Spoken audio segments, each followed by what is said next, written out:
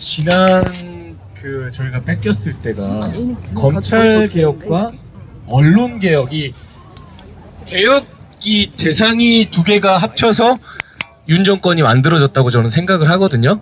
그래서 지금 검찰 개혁은 지금 너무 추진을 빠르게 지금 하시는 것 같은데 과연 언론 개혁의 방향성은 어떻게 되는지 그게 정말 궁금하거든요.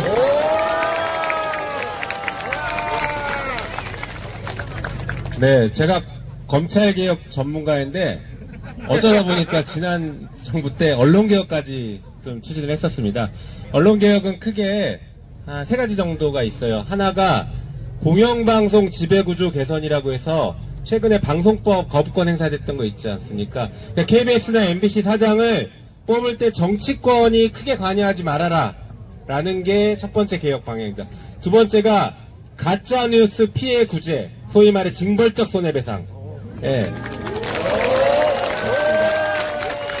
가짜뉴스 함부로 생성, 유통하면 그 매출액 기준으로 몇 퍼센트를 징벌적 손해배상을 매기는 방식을 추진했었죠.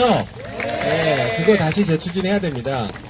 네, 그리고 마지막 세 번째가 포털 사이트 공정화라고 하는데요. 여러분들 아시는 분들은 아실 겁니다. 이게 우리가 뉴스를 지금 소비하는 방식이 다 온라인으로 보는데, 예를 들면 네이버나 다음 들어가서 보는데 거기서 제공해주는 뉴스만 봅니다.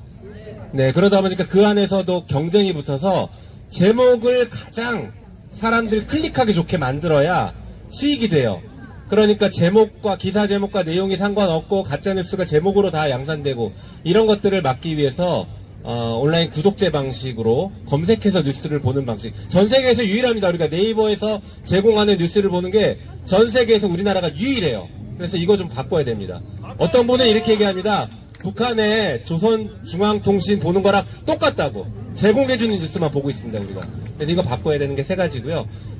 이번 국회 내 이재명 정부 내에 해야 되는데 순서가 중요합니다. 검찰개혁이랑 언론개혁 동시에 추진했다가 또 혹시 강력한 저항에 흔들리지 않을까라고 걱정하시는 분들도 있고 또 내부 동력도 좀 필요한 것 같아서요. 제 개인적인 생각은 검찰개혁을 먼저 끝내놓고 언론개혁은 그 다음번에 하는 것이 맞지 않을까 이렇게 생각하는데 또 의견을 주시면 사법개혁 같이 갈 겁니다. 그렇게 하겠습니다. 한편 또 아까 부산 얘기하니까 제가 조금 더 얹어야 될 것 같은데요. 우리 이재명 대통령이 해수부 부산 이전 약속 지키셨잖아요. 네. 약속 하나 더 지킨 게 있습니다. 그게 뭐냐면 해양수산 비서관 신설이에요. 네. 박수! 어떤 의미냐면요. 해수부만 부산으로 이전하면 해수부 내에서, 그러니까 그 정부 내에서 해수부가 가장 힘이 약한 부처 중에 하나입니다. 그런데 권력은 권력자와 거리에 비례해서 권력이 세다고 하거든요.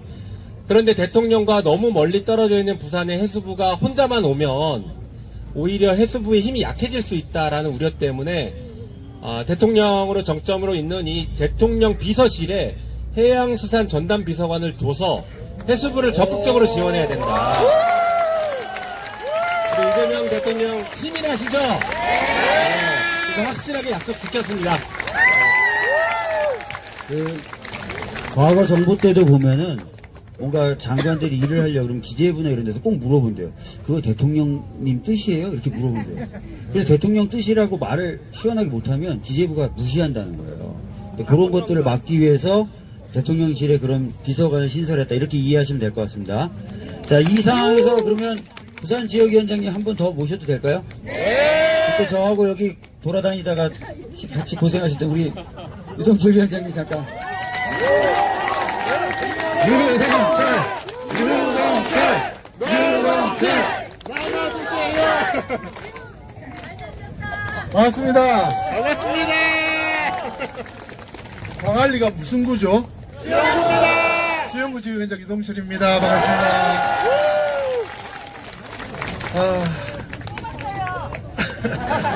이렇게 감사합니다. 잘해주세요. 의원님들께. 아니 제가 이제 저는 요즘 민주당이 너무 자랑스러워서 맞습니다. 눈물 날 정도로 자랑스럽습니다. 맞습니다. 민주당이 이렇게 자랑스러웠던 적이 없어요. 제가 작년 총선 때 영입 인재로 수영구에 전략공천돼서 정치한 지 이제 1년 4개월밖에 안 됩니다. 1년 4개월 안 되는데 현직 대학 교수이기도 하고요. 그래서 사람들이 왜 교수 그냥 하지 왜 험난한 정치를 하려고 하냐 말리는 사람 되게 많았고, 저도 영입 인재로 해준다 이런 이야기도 들리고 한번 해볼까 이런 생각을 했는데, 민주당이 정말 얼마나 잘할지에 대한 확신은 사실 없었습니다. 다만 제가 오랫동안 노무현 대통령 때부터 같이 옆에서 자문하고 정책 같이 만들고 해서 같이 하여튼 어려운 길을 같이 걸었던 정당이 민주당이라서 마지막 내감을 해본다면 민주당하고 같이 해야 된다는 생각으로 민주당을 선택했었습니다. 근데 작년 12월 3일 경험 있을 때 우리 국민들이 맨손으로 맨몸으로 다 막아냈지만 그 사건을 가장 확실하게 해결한 분이 이재명 대표였죠. 일사불란하게. 아마 그 전에 민주당이었더라면 사람들이 갈까 말까 고민하게 했을 수도 있어요. 근데 모든 국회의원들이 일사불란하게 국회의사당으로 달려가서 계엄을 해제를 했습니다. 그거 보면서 막 눈물 나더라고요. 민주당이 이렇게 달라졌구나. 민주당이 구했다. 이재명 대표가 우리 대한민국을 구했다. 이런 생각이 많이 들었습니다. 맞습니다.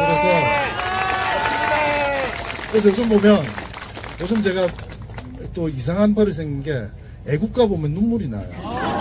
애국가 보면. 하느님이 보호하사 우리나라 만세 이 구절 보면 막 눈물이 막 나요. 정말 하늘이 대한민국을 지키고 있구나.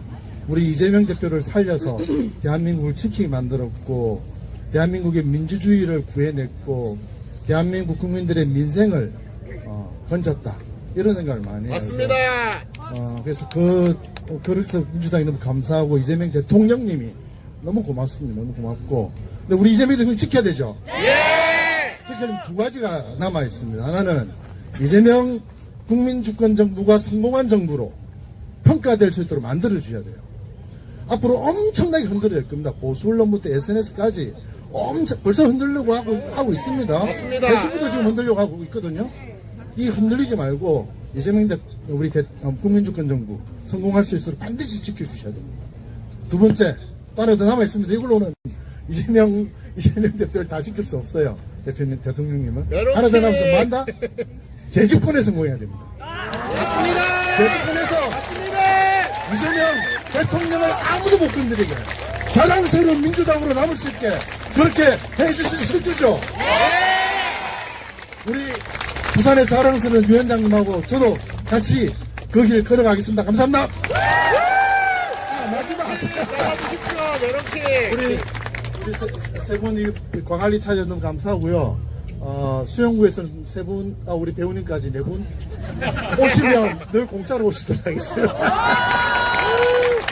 감사합니다. 방금 인사하신 분 성함이 뭐라 그랬죠? 100점입니다. 100점.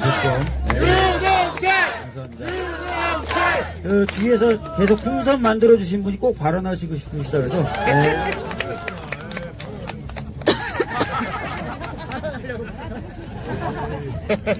네, 안녕하세요. 저는 직업이 풍선하는 사람 아니고요. 네, 인사드리겠습니다. 저는 부산 사상구에 거주하고 있고, 부산 강서구 당원인 이근영이라고 합니다.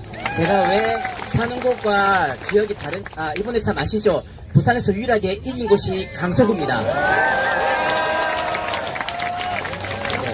네, 강서구가 유일하게 이긴 곳이고요. 저도 선거운동에 자봉했었습니다. 제가 왜 사는 곳과 구를 다르게 해서 당원 등록이 되어 있냐면요. 제가 사상구에 살고 있는데 제가 다니는 교회가 강서구에 있습니다. 아시죠? 부산에서 두 번째로 큰 교회입니다. 그래서 제가 교회에서 제가 얼굴이 좀 알려져 있거든요. 제가 교회에서 선전도 있고 좀 많이 섰기 때문에 제가 교회에서 얼굴이 알려져 있어서 제가 그래서 당원 활동을 사상구에 사는 것보다 강서구에 사는 게 도움 되겠다 싶어서 했는데 좀 알게 모르게 되더라고요. 그래서 부산 선민 유세 때도 끝나고 나니까 가려고 하니까 어떤 여사님께서 저보고 어디 교회자 물어보시더라고요. 교회 이름을 다 아실 거니까요. 네, 물어보시기에 예 했더니 나도 그 교회 다닌다 하면서 말씀하시더라고요. 그래서 제가 교회에서 얼굴이 알려져 있어서 제가 교회 근처에서는 제가 쓰레기 하나도 못 버립니다. 그런데 제가 왜 앞에 나서고 싶었었냐면요.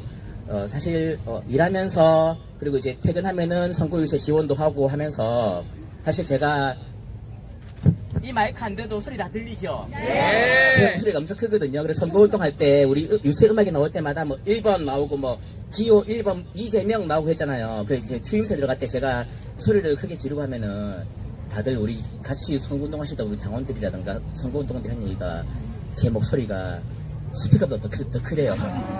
그렇게 목 터져라 유세에 독참했었는데 너무 기분 좋고요.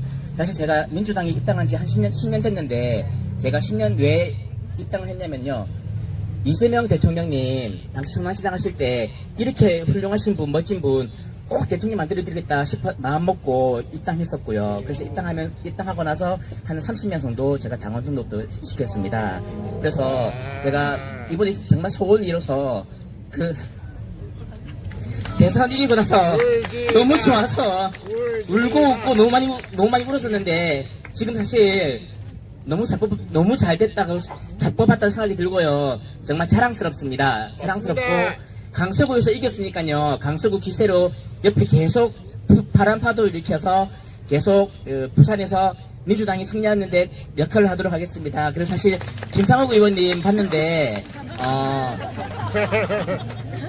제가 잘은 몰랐지만 제가 같은 구에 있던 같이 라이벌로 경쟁을 하던 전은수 위원장 때문에 많이 같이 봤는데 정치하시고 난 이후로 지금이 가장 표정이 밝아요. 세상 다 같이 너무너무 이렇게 행복한 표정이 보이는데 그 행복함 우리 민주당에서 같이 꼭 누리길 바라겠고요.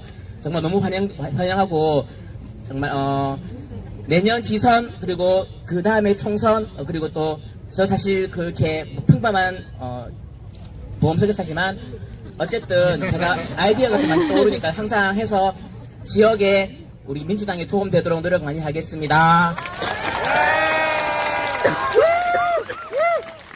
강서구가 이겼잖아요, 그죠? 그거는 사실